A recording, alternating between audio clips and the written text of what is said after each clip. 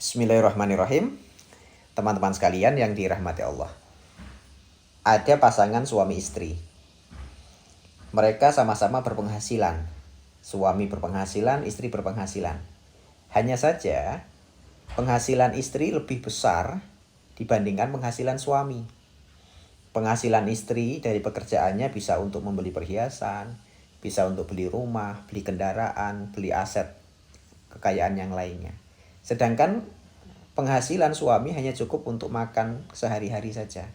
Nah, pertanyaan ini dari istrinya, apa yang dibeli oleh istri tadi, apakah otomatis menjadi harta bersama suami dan istri, ataukah tetap menjadi harta istri? Kalau kita menganut konsep hukum Islam, terutama dalam fikih mawaris, juga di dalam fikih faraid, maka apa yang didapatkan oleh istri murni milik istri. Dan apa yang didapatkan oleh suami murni milik suami. Hanya saja di dalam harta suami ada kewajiban menafkahi istri. Sedangkan dalam harta istri tidak ada kewajiban menafkahi suami. Makanya teman-teman sekalian, dalam pertanyaan tadi itu jelas. Harta suami hanya cukup untuk makan dan kebutuhan sehari-hari. Ya memang kewajiban suami itu menafkahi semuanya. Menafkahi istrinya, menafkahi anak-anaknya. Kalaupun penghasilan suami itu hanya cukup untuk itu, ya sudah, berarti itulah kemampuan suami menafkahi keluarganya. Sedangkan istrinya berpenghasilan juga, sampai bisa beli perhiasan, bisa beli rumah, bisa beli tanah, bisa beli kendaraan, yaitu murni milik istri. Jadi jangan kemudian suaminya bilang, ini gak adil dong, masa harta saya dipakai untuk kebutuhan sehari-hari dan habis, sedangkan harta milik istri disimpan dan bisa dijadikan aset kekayaan. Ya memang seperti itu. Karena dalam konsep hukum Islam, keluarga Islam, bahwa yang wajib menafkahi itu adalah suami menafkahi anak dan istri. Sedangkan istri tidak punya kewajiban menafkahi anak dan suami. Gitu. Jadi ketika nanti ada istri berpenghasilan, ya sudah, itu memang milik istri, tidak perlu dilibatkan dalam tanggung jawab rumah tangga.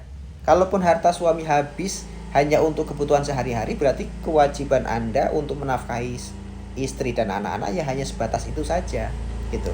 Tapi tidak kemudian mentang-mentang Anda sebagai suami kemudian sudah merasa mengeluarkan semua harta untuk kebutuhan harian, kemudian harta istri Anda aku sebagai harta bersama. Tidak bisa. Dalam konsep faraid, dalam konsep mawaris Islam, tidak dikenal istilah harta gonogini.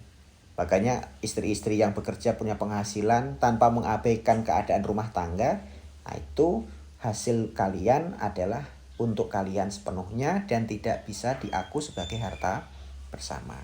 Makanya paling penting kalau bisa membeli apapun atas namanya, terutama kalau membutuhkan sertifikat, misalkan beli tanah sertifikat. Nah, itu sertifikatnya tidak usah diatasnamakan orang lain, atasnamakan diri kalian sendiri sebagai individu. Jadi suami istri, istrinya bisa beli tanah, ya sudah, sertifikat atas nama istri.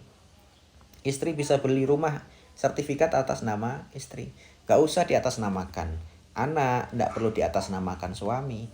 Karena biasanya dalam kesulitan dalam pembagian waris itu adalah penentuan harta-harta yang seperti tadi.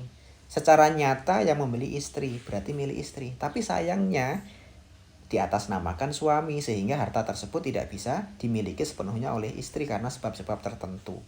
Bisa beli tanah, kebun sampai berhektar-hektar, ya secara nyata yang membeli istri, tapi sayangnya diatasnamakan sertifikatnya dengan nama suami.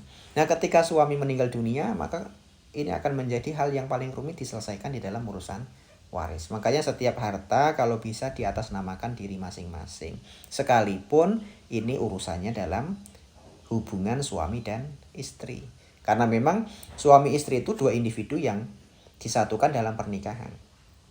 Tapi demikian, walaupun disatukan dalam pernikahan antara suami dan istri itu, hartanya tidak kemudian langsung otomatis menjadi harta bersama. Dan ini yang saya tidak sepakat dengan konsep harta gonogini menurut kompilasi hukum Islam dan atau menurut Undang-Undang Perkawinan tahun 1974. Tapi kalau ada yang mau ikut itu ya silahkan. Tapi kalau saya pribadi lebih memilih konsep harta suami adalah harta suami, tapi ada kewajiban menafkahi istri. Harta istri tetap menjadi harta istri tanpa ada kewajiban menafkahi anak dan suami. Itu ya teman-teman sekalian, moga-moga bisa difahami. Dan ini menjadi pilihan yang memang sulit untuk ditentukan. Terima kasih.